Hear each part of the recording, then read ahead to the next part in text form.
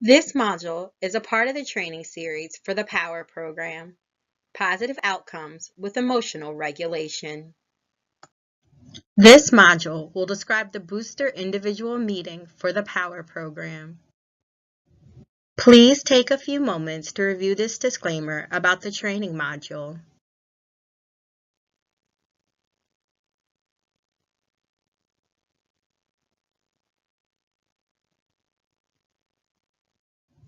The booster individual meeting is designed to be implemented with individual students rather than small groups of students.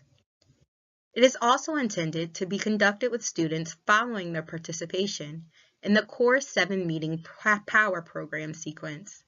That is, after they completed all 7 POWER program group meetings.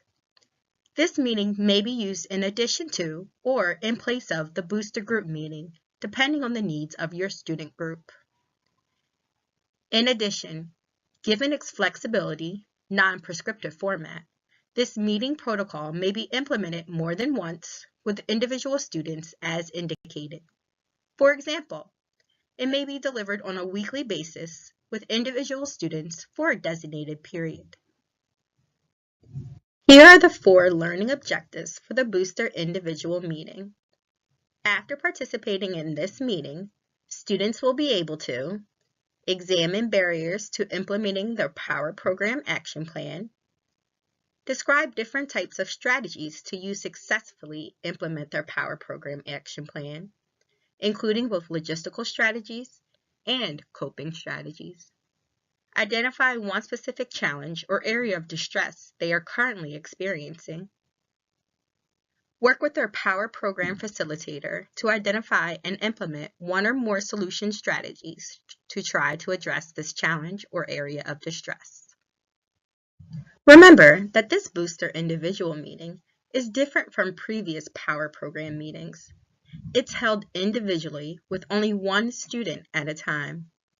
That means you only need one copy of each of these materials. The student book, an emotion monitoring log, and a next step challenge form, both of which are included in the implementation manual, and our writing utensil and timer. This meeting begins somewhat like the group meetings with emotion monitoring, a meeting agenda review, and guided or independent practice of a relaxation strategy of choice. The action plan review section is like the section in the booster group meeting. The next 2 parts of the meeting are a bit more unique though. During the magic wand discussion and solution planning section, you will prompt the students to identify the biggest problem, challenge they are experiencing in their life, and then support them in identifying strategies or solutions to try to address this problem. During the next step challenge section, you'll work with the student to develop a specific course of action to take to try to address this problem. Let's look at each meeting agenda section in turn. This meeting begins with you providing an opportunity for the student to self-monitor their goal emotions, just like they did in the POWER program group meetings. The emotion monitoring log in the student book only provided space for the group meetings, so an additional emotion monitoring log for booster individual meetings is provided in the POWER program implementation manual.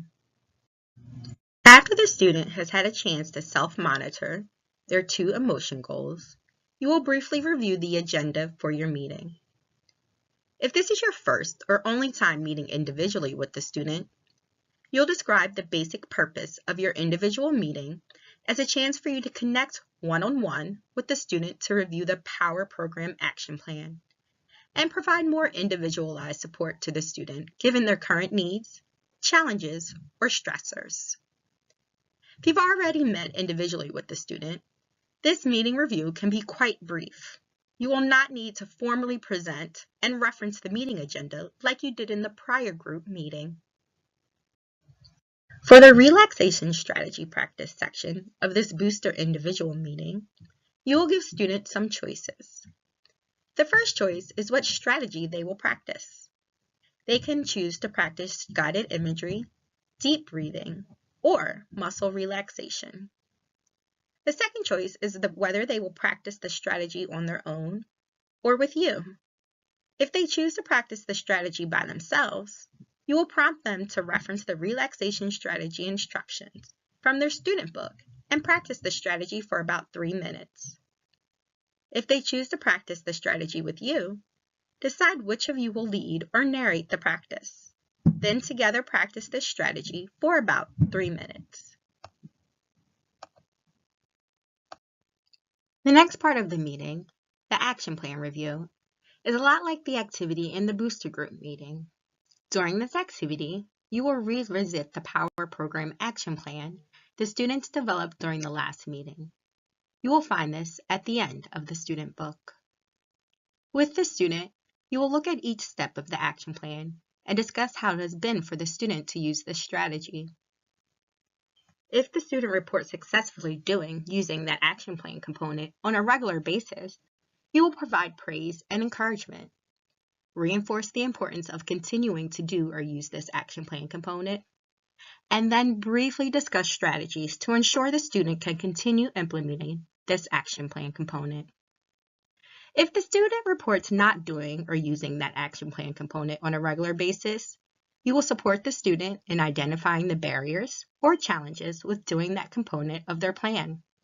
Then, with the student, you will either change this component of the action plan or expand the action plan to include a logistical or coping strategy that allows the student to do or use this component more regularly.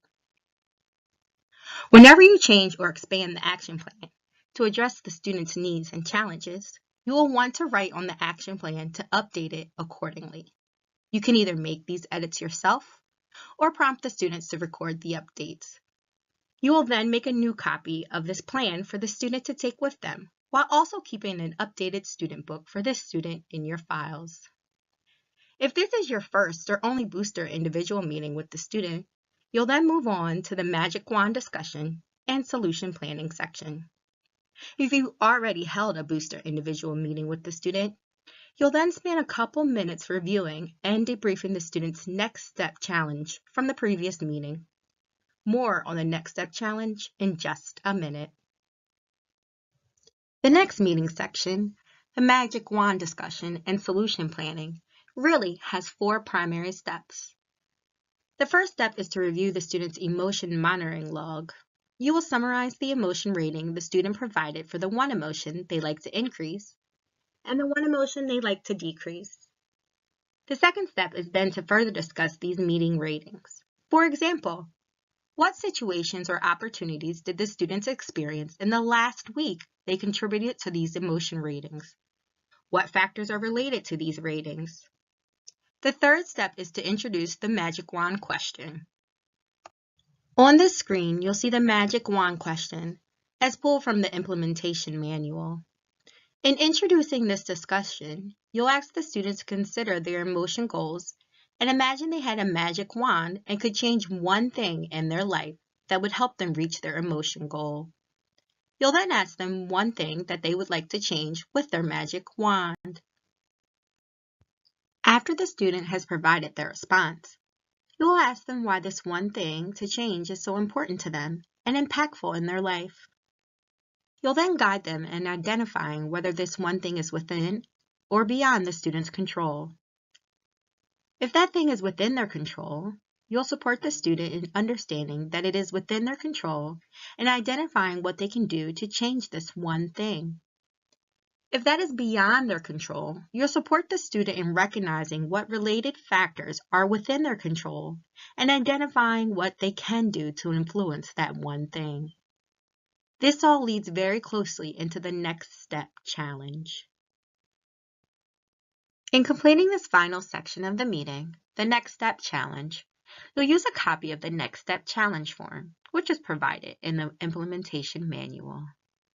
You and the student will use this form to identify a manageable next course of action that the student can take to start influencing that one thing they identified during the Magic Wand discussion. You will focus in specifically on an action the student can take in the day or week following your booster individual meeting. Using the front of the form, and with either you or the student writing on the form, The two of you will identify the specific actions, the reason for completing those actions, when and by when the student will complete those actions, and what resources and supports the student might need to be successful with these actions.